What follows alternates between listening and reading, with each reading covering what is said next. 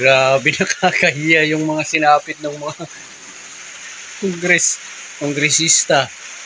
Yung isa sa mga congressman na pumirma para sa impeachment ng Vice President. May napanood akong video eh. Taga Cotabato. Grabe. Akala siguro nila ay hindi malalaman ng taong bayan yung mga pumirma. Pero wala na. Ito, napanood ko lang ha. Ito, panoorin natin. I-share ko sa inyo. Ayan. Pumirma sila. Itong si Hani Lumayag ng Pulumulok, Cotabato, allegedly anak ng congressman na si Ed Lumayag. Ngayon, during campaigning, sinigawan pa naman siya masyado ng Duterte. Nakakahiya mga kadundex. Panoorin natin ang video.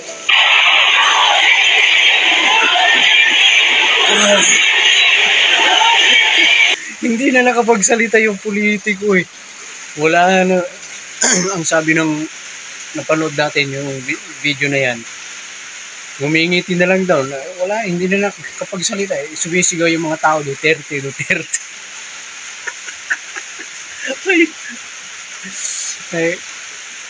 lang yan natin kung ano yung sinabi ng nag-vlog.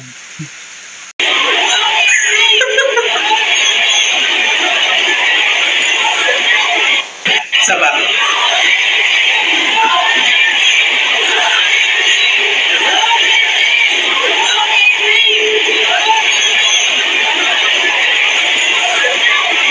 Diba? Oh no, nakakaya masyado. Wala na siyang magawa kundi tumayo doon at mag-smile. Akala kasi ng tatay niya, di malalaman ng mga tao, mga kadunatis. Eto na, it's time for reckoning. The reckoning has started.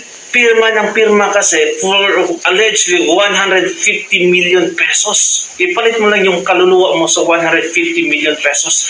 Hey! Tatanda kayo at babalik kayo sa lupa at hindi nyo madadala yung mga kayamanan nyo. Kaya, be good while you're still living. Eto mga kadunatis, ang next video natin. Kung itutuloy po natin yun, talagang tawang-tawa yung nag-host, yung nag-vlog na yun. Kasi nga, talagang, pati yung mga nag-rally doon sa The Hague, Netherlands, binanggit niya, pinagkita niya, may mga nag-rally para sa anti-Duterte. Pero, may nagtanong na panig sa mga Duterte, isang tao yung nagtanong. Tinatanong niya sila kung anong layunin nila, kung ano yung, ito panoorin natin. Nagsialisan sila eh. Nagtipon-tipon na naman ang mga anti-Duterte sa The Hague, Netherlands. At alam nyo ba anong ginawa sa isang isog nating Duterte supporter? Ito, pinagtabuyan niya ang isang grupo na hindi man lang siguro umabot ng 20. Mga anti-Duterte yun. Ito. Mga Pilipino po kayo ate, taga-saan po kayo sa atin? Ha? Bakit antay kayo? Hindi makasagot kung saan taga-saan sa atin kasi baka malaman. Nako! Ha? Human rights? Sa tingin nyo, tama yun bilang Pilipino? Human rights, of course. Talaga? Talaga? So sa tingin ninyo, human rights kayo? Ha? Nagsialisan yung mga... Nagsialis. Tinanong lang, nag-alisan na. Kasi, yan ngayon ang kalakaran ngayon. Ginagamit ng mga politiko yung mga pera para siraan yung kalaban nila. Yan ngayon ang kalakaran. Pag alam nilang malakas, magbabayad sila ng mga tao, halimbawa, kasi ilan lang yun eh. Magbabayad sila ng mga tao, sasabihin, doon kayo, mag-rally kayo. Napatunayan niya noong nag-rally yung mga tao doon sa Manila, na ang pangako daw ay tag 1,000. Napatunayan nyo na. Pero, katagalan walang bayad. Umamin sila sa TV, nagbalik trending na sila, nakakahiya. Siguro panood naman ninyo yun, yung mga nag-rally na may bayad, mayroong dinala lang doon basta, pagdating doon basta magrarally lang daw, mayroong bayad. Ganyan ngayon sa politiko. Yeah. Ay, nako. gusto lang manalo, gusto lang may pakita, may babayaran. Hindi natin alam kung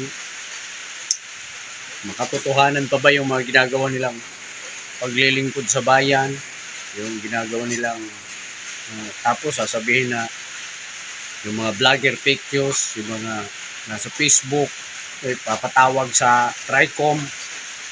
Sino ba talaga ang fake news? Ito, panoorin nyo natin. Silang mga antay. Sila mga antay Duterte. Kalisan, isang tao lang. Budol talaga itong mga to. Sinasabihan pa nila tayo, mga trolls. Napakalaking fake news yung administrasyon ngayon. Yan yung di nila ma-realize. Ngayon, itong next video. Ay, naku po, hindi natin alam kung sino ang nagsasabi ng totoo, kung sino ang may mga tawag nito, may mga tunay na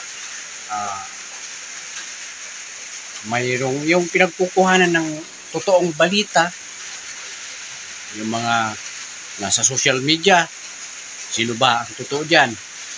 Sa balita, sa TV, sa radyo, sino ba ang nagsasalita ng totoo?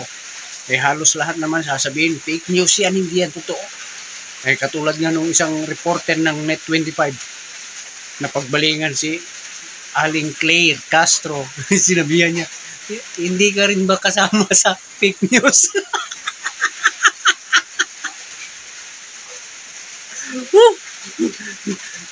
Matindi. Pati itong si ex-senador Tito Soto, in-interview din. Kasi nga, hindi sila nanalo nung nakaraang eleksyon.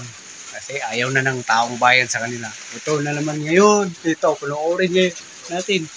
Sila, mga alyansa Mga kadonatics, Tito Soto running for senator, may bagong interview at grabe, believe ako sa reporter nito, sa journalist na to, the way siya magtanong. Napaka-direct talaga, straight to the heart. Kung pro BBM ka, kung pro Tito Soto ka, nakakaya talaga to para sa'yo.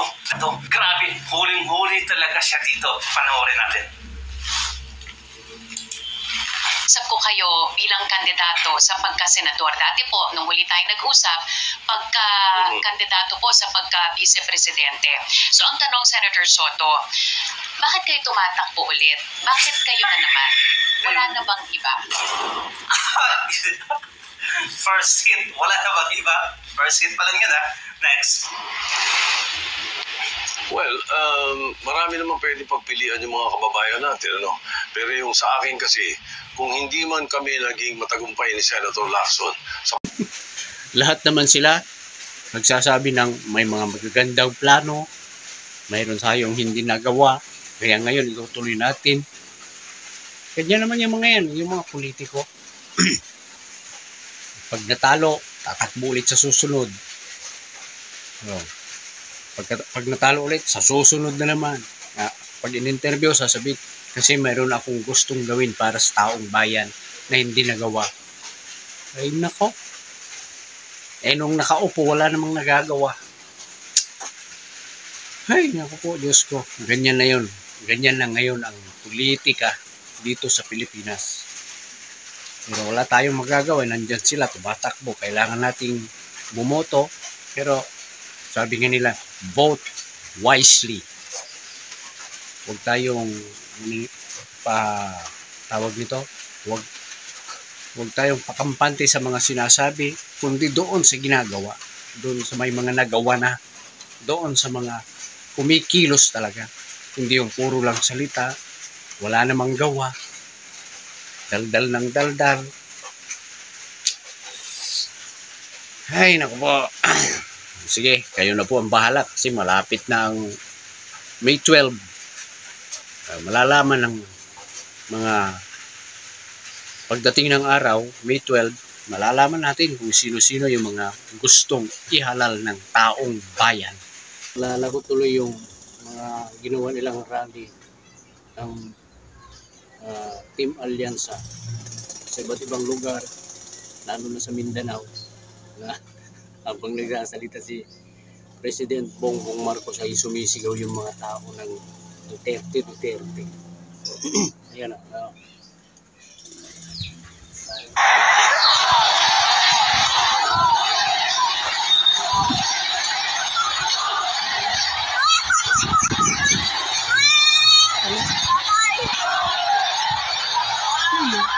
Ano kaya pakiram? Ngumingiti na lang siya. Ngumingiti na lang siya. Hindi siya makapaniwala eh. Ngumingiti na lang.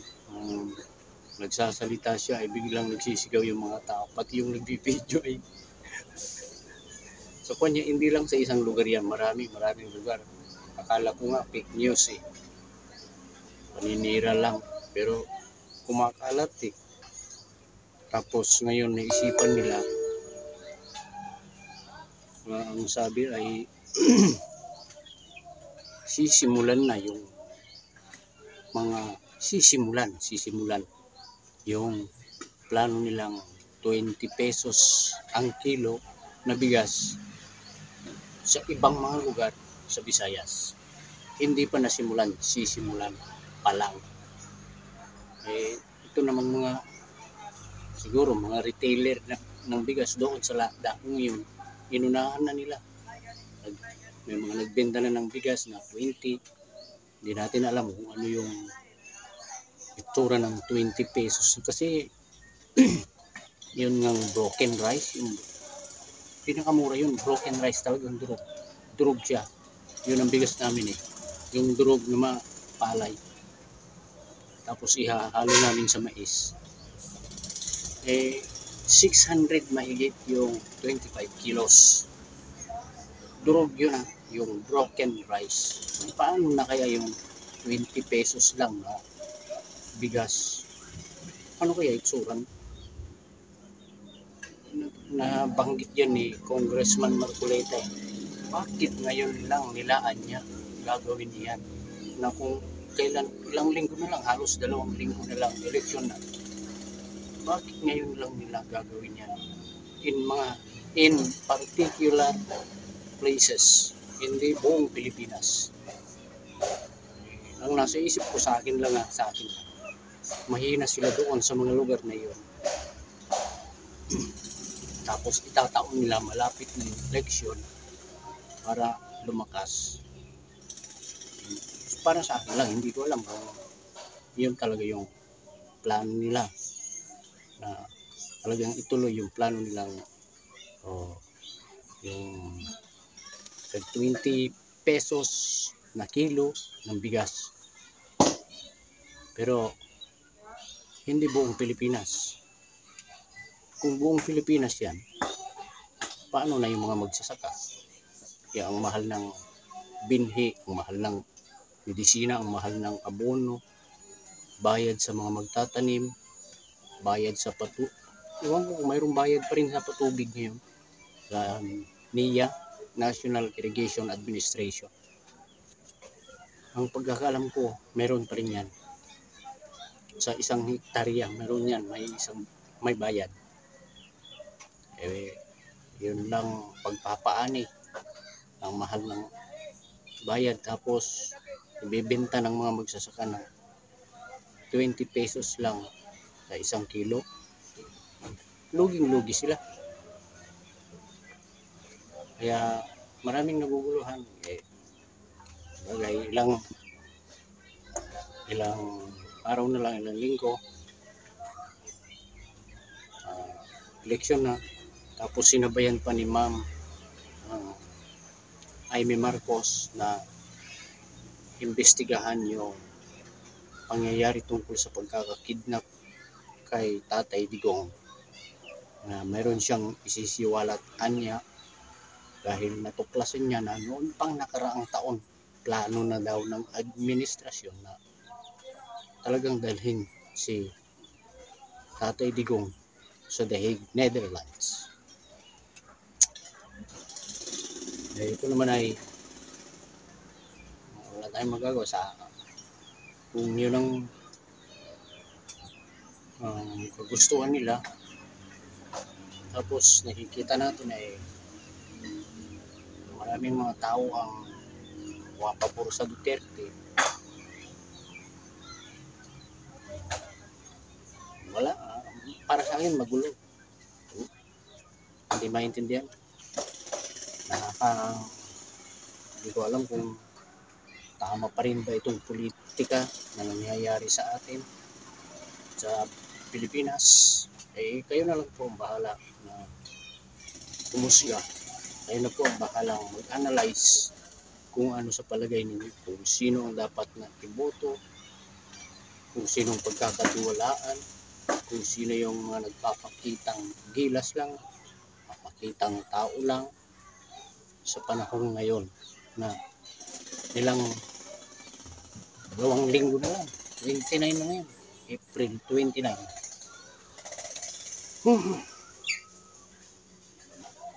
Talaga patuloy pa rin ang buhay at dito na lang muna itong video ang ito. Maraming salamat po sa mga nanonood sa akin sa ibang bansa na ilan mga kababayan natin nanonood sa akin. Maraming salamat po.